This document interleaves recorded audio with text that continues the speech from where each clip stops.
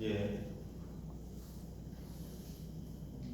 저는 보통 아까 귀족도덕에서 강함, 뭐 자기 긍정, 생명력 이런 그 말 그대로 좋은 긍정만이 이제 귀족의 특징이라는 인식에서 네. 그걸 약간 딱 떴던 측면을 해석하자면 우리가 흔히 아는 그 폭력성, 네. 야만성, 지배성 이런 것들도 그 귀족 도덕 강인함의 어떤 저변에 깔려 있는 것이다라는 네. 그런 맥락. 맞습니다. 예.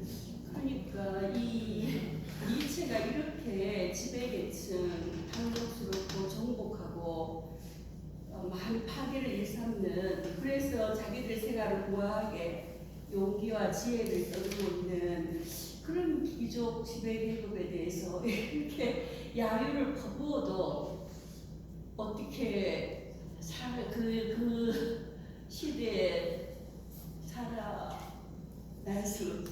존재할 수 있었을까? 니체가요? 네.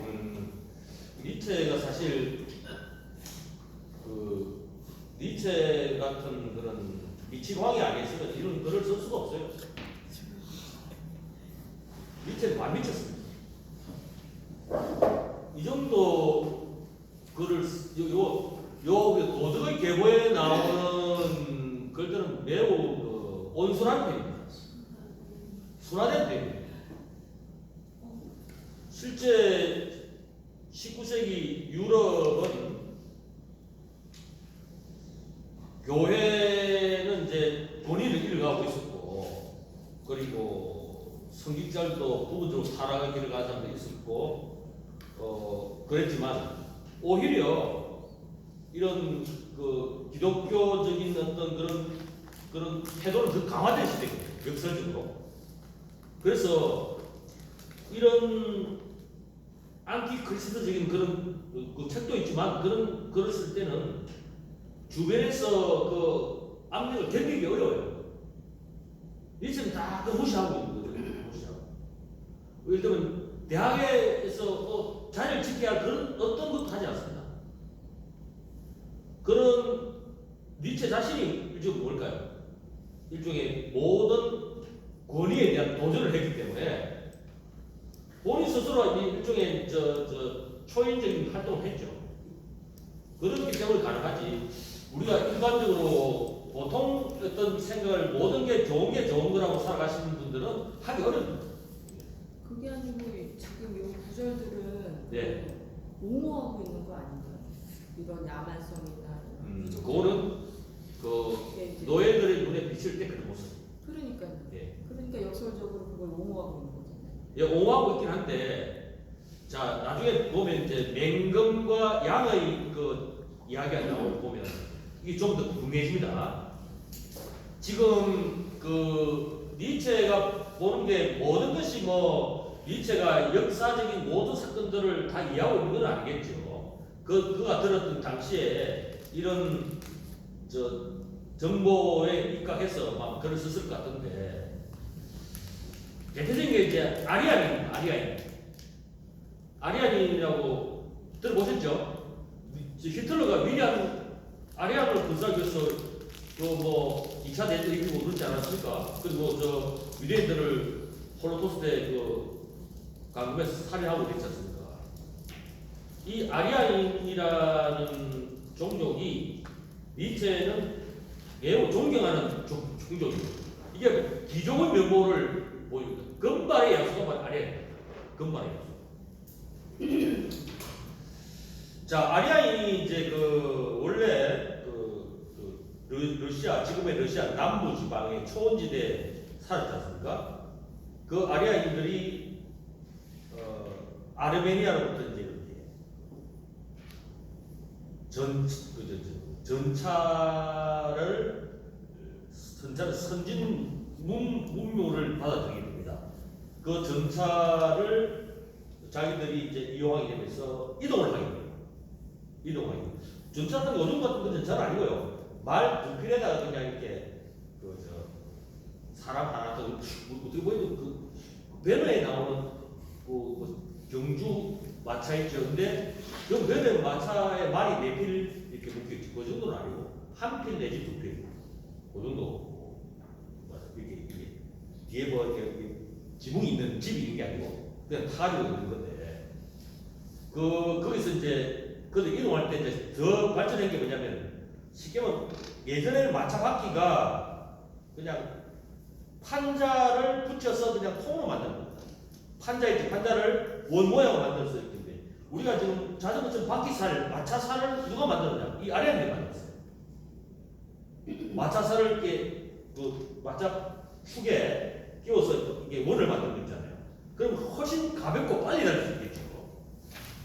그러면 이동하기 시작했는데 그 이동하면서 한 그룹은 이란 구원으로 가지고 지금 오늘 이란 민족을 해서 한 그룹은 힌두쿠시를 넘어서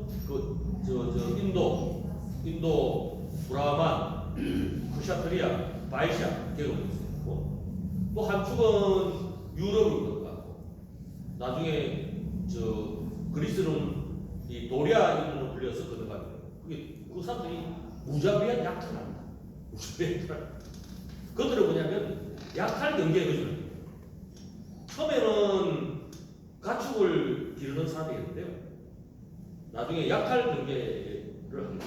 왜 그러냐면 재물을 신들에게 바치는 축복받는다고 생각해요. 처음엔 자기들 기르던 가축으로 그 재물을 바치죠. 그 재물이 부족하니까 약탈을 해야 돼요.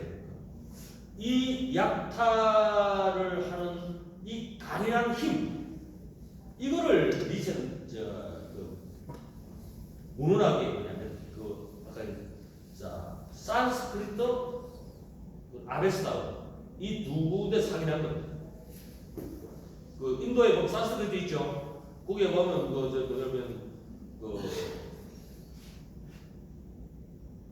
인도의 베다 오래된 지식이 있죠. 베다 문헌 문헌학적 조사를 하고 이란어를 그때를 뭐냐면 아베스다 아리안어 인도로 건너가서 산스크리트 아리안어 이게 이제 조사해 보니까 너무 많이 유사하게 나중에 밝혀졌습니다. 그 19세기 때 밝혀진 거거든요. 그게 인도어하고 유럽어가 또 유사한 거야. 그게 인도 유럽 어종이라는 게 확인된 거잖아요. 그 과정에서 이 특히 아리아인들의 그런 강인한 활동 이게 바로 삶의 가장 건강한 모습이라고 생각합니다. 건강한 모습. 그래서 근데 그 사람들을 다른 사람들은 뭐냐면 그걸 피해 입은 사람들 누구입니까? 야만인, 폭력자, 그리고 아주 부정적 의로 묘사를 했겠죠. 그렇지만 니체가 보기에는 그 강인한 힘, 그 자체가 삶에 지금 필요하다 이렇게 생각했던 것 같습니다. 그걸 나중에 이제 뭐냐면 맹금과 양의 관계에서 하면 좀 이 말이 이해가 좀 될 측면이 좀 있어요. 지금 우리는 이 특히 아리아인들의 그런 무자비한 약탈 행위만 본다면 부정적인 게 더 강하죠. 예, 강한데 요걸 다른 시각으로 보면 조금 이해될 측면이 있다. 요걸 좀 먼저 말씀드리겠습니다.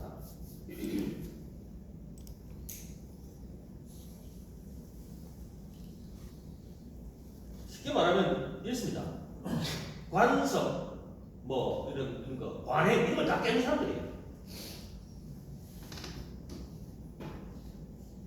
새로운 관습을 만들거나 새로운 관행을 만들어가는 사람이라고 보시면 됩니다.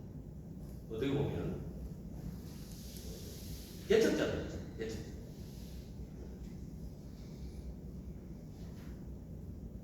자, 나머지에서 여기서는 우리가 특별하게 이제 볼 수 있는 거는 아닌 것 같고 이거 다 대충 이해되는 것들이어서 제일 처음에 보면 이게 정리를 해놨지 않습니까?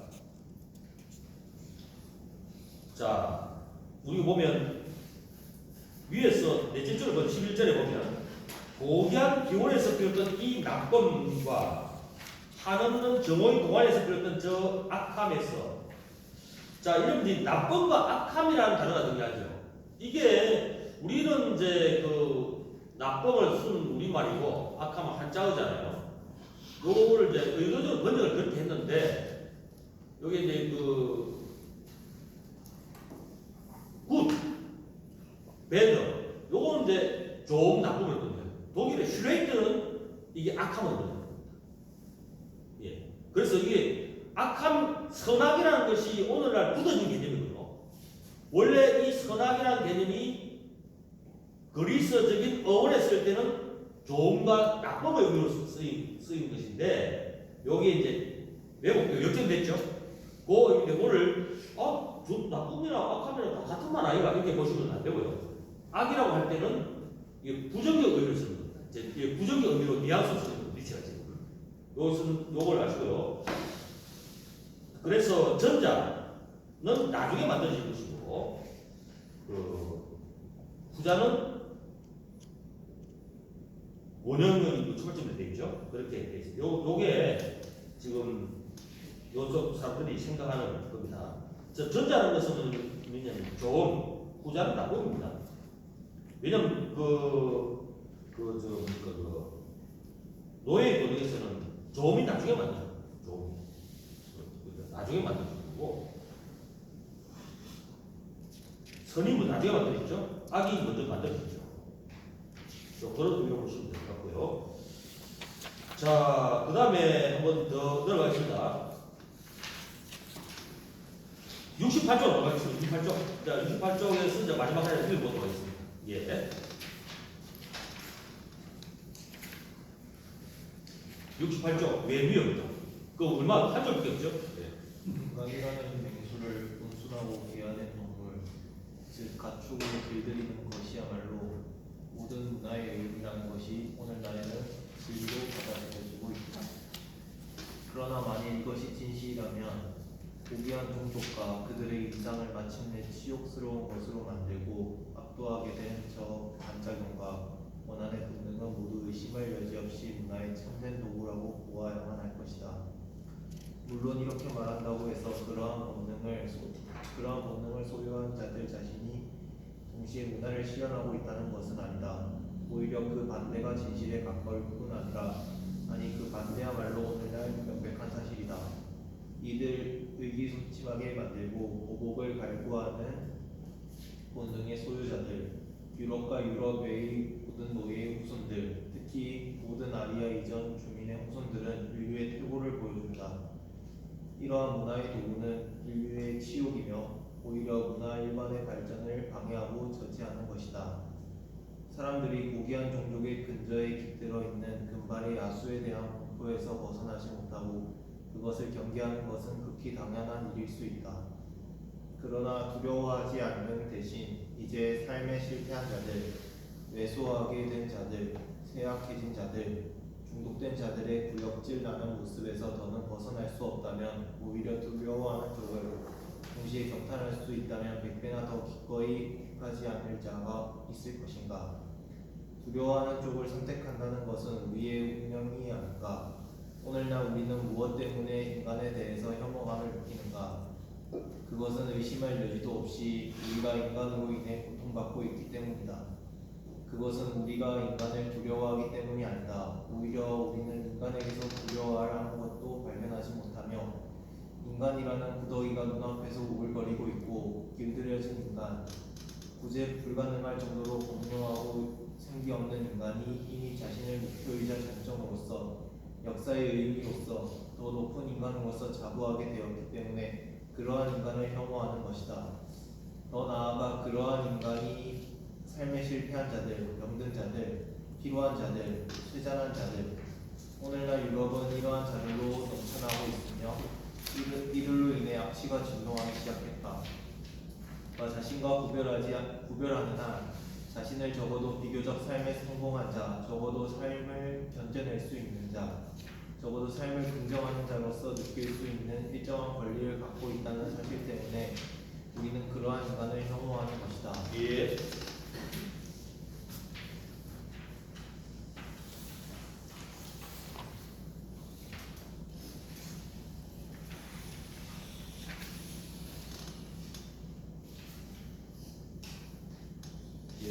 고생하셨습니다. 혹시 하실 말씀 있나요? 아니, 뭔가 줄줄 읽어서 예. 이해가 다 되진 않지만 뭔가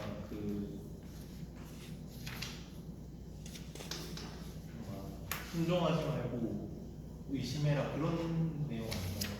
네, 대체로 그렇죠. 네. 예. 그런 것 같은데 그 단어에 있어서 하나하나의 의미는 정확히 이해가 안 가요. 네, 그 니체 글쓰기가 좀 쉽지 않습니다. 우리 읽기가 그런 측면이 좀 있습니다. 거기에 니체 몇 번 꼭 씹어야 읽으면 좀 이해가 스명이 들어와요.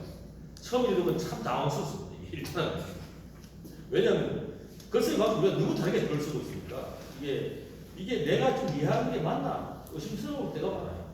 근데 몇 번 읽으면 니체의 의도가 잘 이게 이해되고요. 그리고 그 문장의 의미도 좀 더 훨씬 수월하게 납득이 되는 것 같습니다. 일단은 그 니체가 가지고 있는 그 당시 문화라는 것에 대해서 굉장히 경멸하고 있다는 걸 알 수가 있죠. 문화가 뭐냐면 비유적 표현하면 자 맹수를 가축으로 길들이는 것이 문화입니다. 맹수를 가축으로. 가축은 어떻습니까? 주인의 말을 잘 따르죠. 그래서 목동이 이렇게 가자 하면 잘 움직이잖아요. 근데 맹수는 길들이지 않죠. 문화는 어떨까요? 바로 맹수를 가축으로 길들이는 것이기 때문에 온순하고 순종적이고 그리고 우리 여기서 보면 우리 여기에 표현대로 니체의 표현대로 하면 실패한 자, 왜소하게 된 자, 쇠약해 된 자, 중독된 자들이고요. 병든 자들, 필요한 자들, 그냥 길들여진 인간, 범용하고 생기 없는 인간입니다. 범용하고 생기 없는 인간. 이게 가축입니다. 가축. 이런 가축이 아니고 약수처럼 생을 위해서 날뛰는 자. 모든 것에 좌초우동하고 실패를 두려워하지 않고 끊임없이 자기가 뭐 하는 걸 추구하는 자 이런 자들이 니체는 원했던 겁니다. 이게 야수가 돼야 된다고 합니다. 야수가 돼야 된다. 삶의 야수가 돼야 된다. 이게 보면 있잖아요. 우리가 내가 여기서 뭔가 도전하면 실패하지 않을까? 실패하면 지금 내가 쌓아놓은 다 이럴 수도 있을 텐데 그냥 지금 있는 것만 챙겨서 먹고 살지. 여기 가축입니다. 가축. 니체에 의한 가축. 그렇지만 이런 것에 대해서 두려워하지 않고 새롭게 도전하면서 자기 일을 만들어가는 자. 실패하더라도 다시 일어서서 도전하려고 하는 의기와 자신을 가진 자. 이런 자들이 바로 야수이고 니체는 그런 자들이 유럽에 대상 없다는 겁니다. 그걸 안타까워하는 거죠. 요 의미에서 지금 바로 문화에 의해서 순치된 자들이 바로 뭐냐면 노예의 도덕을 따른 자들입니다. 노예의 도덕을 따른 자. 그런 의미에서 이들을 보면 니체는 악취가 난다. 이렇게 이제 좀 뭐랄까 너무나 생경하고 지성인 표현을 쓴 겁니다. 악취가 난다고. 자, 오늘 유럽은 이러한 자들로 넘쳐나고 있다고 되어 있죠. 이런 자들 전부. 그래서 이들을 위해서 악취가 진동하게 됩니다. 그런데 바로 순치된 자들, 가축화된 자들과를 자신과 구별을 하는 나는 그들과는 다르지. 하나 마지막에 나오죠. 비근 삶의 성공한 자, 적어도 삶을 견뎌낼 수 있는 자, 삶은 긍정하는 자로서 우리 느낄 수 있는 일정 권위를 갖고 있다는 사실 때문에 갖고 있고 그런 의미에서 가축화된 자를 혐오하는 겁니다. 나는 그런 야수적인 정신을 갖고 있을 때 나는 어느 정도 삶의 성공한 자 아니면 성공 못해도 삶을 견디낼 수 있는 자로 생각합니다. 어떻게 보면 이걸 이제 너무 이제 니체적으로 이렇게 완전 야수처럼 날뛰기보다는 우리가 이렇게 이제 보면 어떨까요? 좀 도전에 대해서 지나치게 실패에 대해서 좀 뭐랄까 부정적인 태도가 많잖아요. 그죠?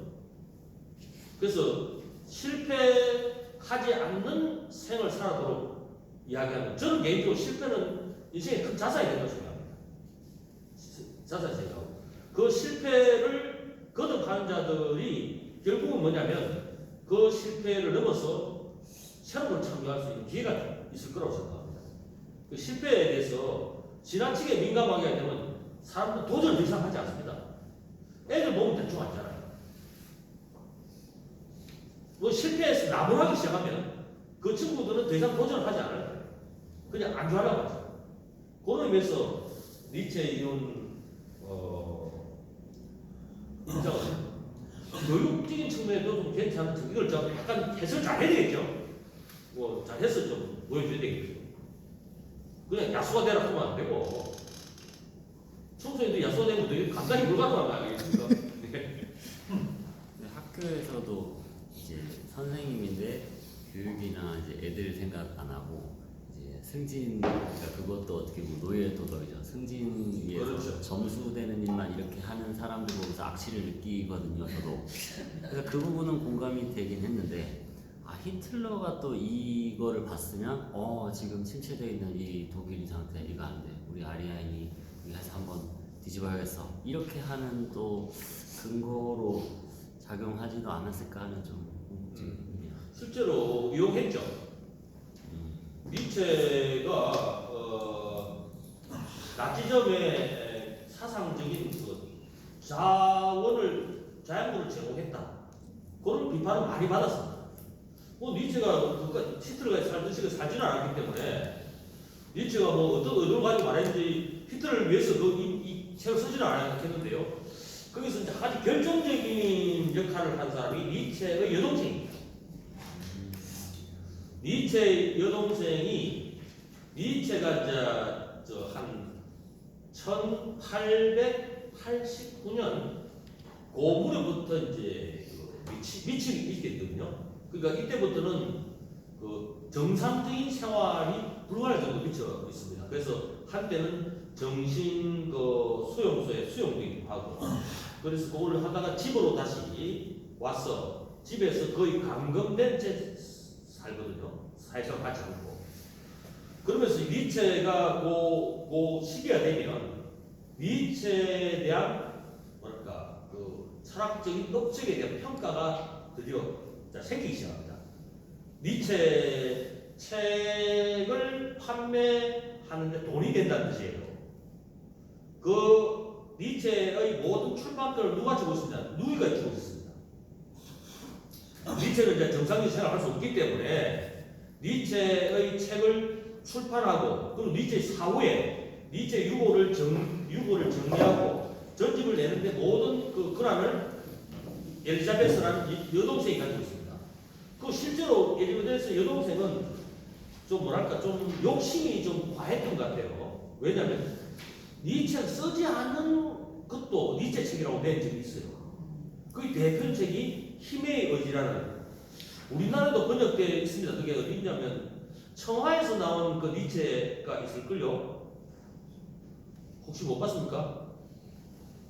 초기에 번역된 책 중에 하나가 힘의 의지, 권력의 의지라고 그런 제목이 되는지 모르겠는데 그 책은 니체가 쓴 책이 아닙니다. 여동생이 니체의 여러 그 메모들을 가져가지고 자기 남편 정리해서 낸 책이에요. 그 책은 오늘날 그 크리티컬 에디션에 들어가지 않습니다. 그리고 그 사후에 니체의 그 유산을 이제 관리자잖아요. 이 사람이 나치의 협력자입니다. 그리고 나치의 협력자로서 나름대로 그 어느 정도 그러니까 지위를 확보하게 되고요. 이게 이제 니체와 나치즘과 이렇게 연결시키는 고리가 됐어요. 그런데 그것도 있지만 실제 니체의 그런 그 전술에서 아리안이 등장하잖아요. 아리안. 그리고 귀족주의적인 요소가 있죠. 있다 보니까 히틀러도 위대한 아리안을 위하여라는 말이 있거든요. 히틀러 보면 히틀러의 그 철십자 있죠. 거기에 문양이 여러분 불교의 만자가 비슷하죠. 그 방향이 좀 다른 거야, 그럴걸요, 아마. 근데 그게 뭐냐면, 아리아인들의 문장이에요. 불교에 왜 그런 거냐? 불교에는 그 아리아인들의 그러니까 문화적 유산인 것 같은 거거든요. 그런데 이제 거기서 그 니체가 실제로 히틀러 이렇게 협력을 했느냐? 그건 알 수가 없고요. 그건 알 수 없는데 어쨌든 니체의 철학에서 부분적인 요소는 있다. 그때 니체는 만약 살아있다면 히틀러를 했겠느냐? 그것은 뭐 알 수가 없는데 아까 방금 말씀하신 것 중에 이제 그 히틀러가 독일인들로부터 선택이 된 이유는 1차 세계대전이 독일이 일으켰지 않습니까? 그게 이제 끝나고 실패했잖아요. 그러면 이제 그게 전쟁 보상금을 내야겠죠. 그게 이제 예를 들자면 바이마르 공화국. 가장 독일에서는 그 이제 민주주의 국가로 형성된 그 전쟁 보상금을 갚는다고 사람들이 엄청나게 고생을 했던 겁니다. 그러니까 독일인들이 궁핍하게 살았다. 유럽인들, 이제 프랑스를 비롯한 유럽인들에게 이 돈 열심히 벌어와야 다 갖다 주니까 독일 경제가 돌아가지도 않고 아무리 민주적인 그 법률과 제도가 갖추어 있다 하더라도 독일인들에 대한 불만이 이렇게 비등점이 계속 거의 그런 정도까지 온 거예요. 그러니까 그때 독일에서 가장 부자가 누구냐면 유대인들입니다. 유대인 인구 한 10% 정도 차지했었습니다. 근데 유대인들은 독일인들이 아니에요. 그러니까 그들은 돈은 열심히 벌었지만 세금은 아니죠. 그래서 유대인들에 대한 독일인들은 지금 굶어죽고 말 지경인데 유대인들은 그냥 바로 부자가 돼가지고 지금 독일인들 볼 때는 유대인에 대한 혐오감이 있었던 거예요. 혐오감. 그래서 이 유대인들을 때려잡을 수 있는 방법이 뭔가? 독일인들은 위대한 아리아인들의 후손이다. 유대인들은 니체 책 보니까 이놈들은 노예들이에요. 노예들. 그리고 현재 유럽을 망쳐놓은 분이다. 그래서 유대인들을 제사를 몰수하기 위해서 유대인을 적으로 만든 겁니다. 그 유대인 제사를 다 몰수했잖아요. 그리고 더 이상 다른 유럽들에게 전쟁 보상도 갚지 않습니다. 갚지 않겠다고 하니까 유럽인들이, 아니 독일인들이 야, 히틀러 네가 바로 위대한 지도자 맞다. 내가 너를 선택했다. 그래서 민주적으로 선출된 지도자예요. 그걸 연쇄로 몰아갖고 나중에 이제 베를린 올림픽을 성공적으로 개최하면서 독일이 이제 세계에서 강경으로 이제 구성하게 된 계기가 되면서 위대한 독일을 위해서 전진하게 되면서 결국 망했지만 그런 배경에서 당시에 독일인들이 가지고 지치고 피곤한 상태를 히틀러가 일깨웠다는 측면에서 그런 니체적인 연관이 없다고 할 수는 없어요. 연관이 없다고 할 수는 없다. 니체가 의도한 건 아니지만 어쨌든 히틀러가 잘 이용했습니다. 제가 볼 때. 이용한 측면도 있겠지만은 정치적인 역사적 평가를 완전히 배제했을 때 아까 뭐 그 바쁜 야만인들 그 아리아인들의 야만성들 지배성들을 예. 히틀러도 그런 강한 자기 긍정, 강한 지배력 이런 것이 있다고 평가할 여지도 니체라면 있을 법한 거 아닌가요? 역사적으로 정식으로 보면 완전히 말 자체를 못 꺼내지만 그 배제하고 나서 예. 그런 강함들이 말한 뒤쪽에서 말한 그런 것들 요소도 있다고 보여지고 있지 않습니까? 생명력. 히틀러에게 예. 히틀러는 강함을 추구했죠. 예. 히틀러는 독일인들을 아리아인과 동일시했어요. 본인 스스로 동일시했어요. 예. 그러니까 이제 사후에 예. 역사 철학자들이 그 히틀러가 니체를 활용했지만 예. 그 히틀러가 그 전범이기 때문에 뭐 히틀러가 니체를 왜곡했다고 말하지만 네. 그런 역사적 사실을 배제하고 네. 히틀러의 어떤 자기 생, 네. 삶 자체는 니체가 말한 귀족 도덕의 소유자가 아닌가. 아, 그러니까. 그러면 생각 좀 많이 해봐야 되는데. 제가 히틀러의 나이 투자를 읽어보지 못해가지고. 그거는 제가 감히 말하기는 좀 어려울 것 같습니다. 예. 아마도 본인 스스로는 그렇게 생각할 수도 있을 거예요. 히틀러는 뭐, 내 니체 철학에서 내가 구현한 자다 이렇게 생각할 수도 있을 것 같아요. 니체도 나폴레옹에 대한 평가나 뭐 얘기 좋죠. 그것처럼 예, 예.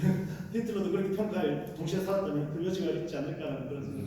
그래서 그럴 수도 있겠는데 쉽지는 않은 것 같습니다. 예.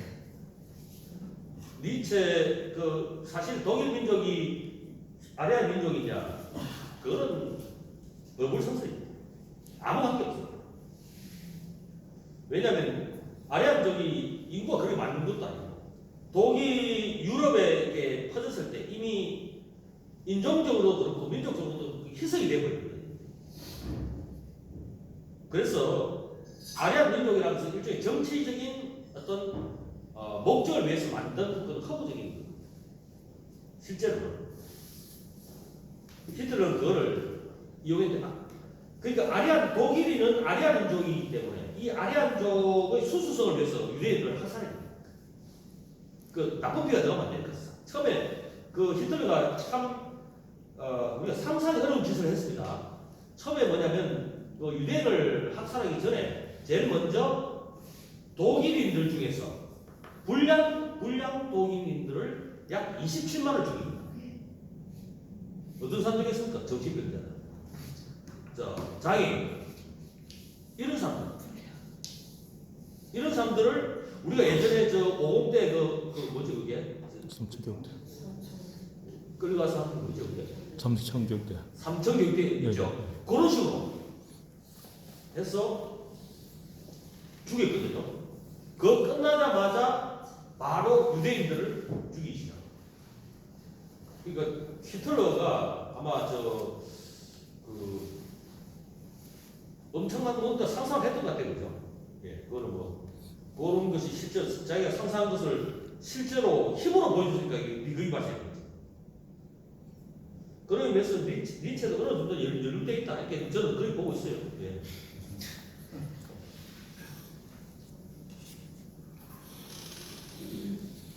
사실 그게 그 당시 독일인에 대한 자부심이 대단한 시기의 것입니다. 1930년대 중후반부터 독일인들의 자부심이 대단했거든요. 쉽게 말하면 우리 여기서 뭡니까? 자, 병든 자들, 실패한 자들, 필요한 자들, 세자들과 자신을 구별했던 거예요. 그들은 다른 유럽인들은 좀 병든 자이고 필요한 자들이고 우리는 다르다 생각했는데 독일이 유럽에서는 사실 오랫동안 중심 국가는 아니거든요. 뭐 예를 들면 프랑스가 중심을 역할했지 사실 독일이 중심 역할을 한 적은 없습니다. 그 신성 로마 제국이 이제 프랑크 왕국이 이제 붕괴된 이후에 유럽은 프랑스, 독일, 이탈리아 이렇게 3개로 나눠지면서 독일이 신성 로마 제국이 됐잖아요. 신성 로마 제국은 그냥 여러 영토들의 연합체입니다. 황제는 힘이 없어요. 영토는 어마어마하게 넓었지만 힘이 없었고 유럽에서는 일종의 변방국도 되었는데요. 사실 독일이 힘을 갖게 된 것은 신성 로마 제국이 올라가면서 당시에 신성 로마 제국 내에 지금 독일 지역에 프로이센이라는 나라가 있습니다. 프로이센은 원래 신성 로마 제국의 한 지역입니다. 그 지역이 소개하면서 우리가 뭐 비스마르크를 들어보셨죠? 그쪽에서 어느 정도 국력을 키웁니다. 그때 나온 게 여러분 잘 알듯이 철학에서는 칸트, 헤겔, 그리고 괴테, 문학에서 괴테, 실러 이 사람들.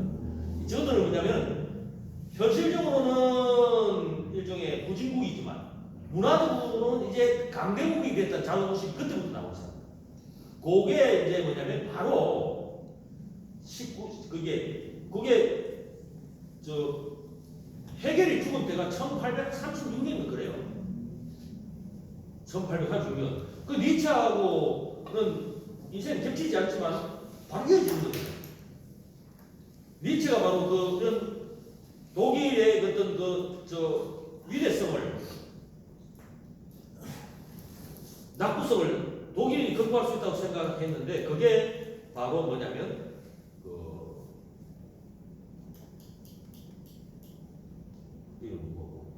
오페라. 네, 이름을 지. 바그너. 예.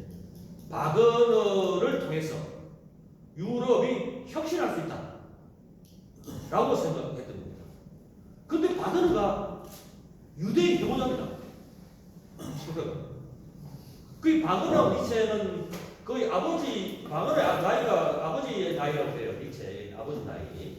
아버지 동갑이라고 합니다. 그런데 니체는 5살 때 아버지를 이제 여의했잖아요. 아버지가 5살 죽었기 때문에 사실 아버지가 오래전에 부재했었죠. 바그너를 아버지이자 친구로 생각해요. 그래서 오랫동안 서로 이제 있었는데, 이 바그너가 뭐냐면 왜 독일의 위대성을 독일에서 다시 유럽의 위대성을 구현할 수 있다고 생각한 이유가 뭐냐면, 바그너가 악극을 만들었지 않습니까? 근데 니체가 당시 연구하고 있는 것이 뭐냐면 비극의 탄생입니다. 비극의 탄생은 뭐냐면 그리스 비극이라는 것이 어떻게 탄생했고 그 가지고 있는 의가 뭔가를 연구하고 있습니다.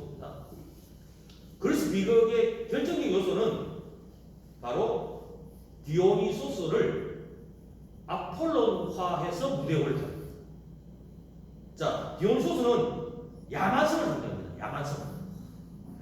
원래 디오니소스가 술의 신이긴 하지만 원래 동방에서 건너온 신이거든요. 근데 다른 민족들은 이 디오니소스를 그냥 술의 신으로만 간주하고, 그래서 일종의 뭘까 카니발, 주신제를 지내는 것으로 끝내야 됩니다. 술 마시고 농구를 끝낸 겁니다. 근데 이 그리스에서는 뭐냐면 이 디오니소스 축제 때 비극 작품이 공연돼요. 그게 비극 작품이 공연되는 아폴론의 어떤 밝음과 이성, 디오니소스의 광기와 어떤 어둠이 있잖아요. 요거를 아폴론적으로 해석을 한 거예요. 이게 디오니소스 그대로 그리스에 도입했더라면 그냥 야만적인 축제에 지나지 않아요. 야만적인 축제. 근데 이거를 니체는 해석하기를 디오니소스적인 것을 아폴론화해서 비극 작품으로 공연했다. 그때 비극 작품 결정적인 비극적인 비율을 보니까 바로 코러스더라. 코러스. 악극. 이 악극이 바로 디오니소스를 아폴로하는데 결정적인 기회였다. 당시 이제 바그너가 뭐 예를 들면 궁중음악, 클래식 궁중음악이나 교회음악이잖아요. 대부분 유럽에서. 근데 바그너가 이게는 악극을 처음으로 유럽에서 만들고 대성공이 있잖아요. 그러면서 이 음악이야말로 뭐냐면 인간의 생의 의지를 가장 잘 표현한다는. 미술은 뭐냐면 미술이나 조각은 대상과 작품 사이에 간격이 있습니다. 그런데 음악은 의지를 직접적으로 표현한다고 생각합니다. 음악. 그래서 이 음악이야말로 생의 의지를 가장 잘 표현할 수 있는 장르라고 생각해서 그 장르를 구현한 사람이 바그너이기 때문에, 바그너가 뭐냐면 바로 그리스의 정치를 독일에서 구현할 수 있는 사람이다. 이렇게 믿어요. 그러면 그게 무슨 뜻이냐면 소크라테스가 가장 아폴론적인 사람으로 봤습니다. 니체의 해석이 독특해요. 소크라테스가 유럽을 방송합니다. 유럽의 지성사는 소크라테스 구해드립니다. 그러니까 소크라테스가 아폴론화, 이성주의를 만들어내고, 이성주의는 어떤 인간의 감정과 욕망과 이런 광기를 억압하는 역사예요. 이 광기의 억압, 욕망의 억압은 인간의 생명력을 약화시킵니다. 이것을 다시 원래 소크라테스화 이전의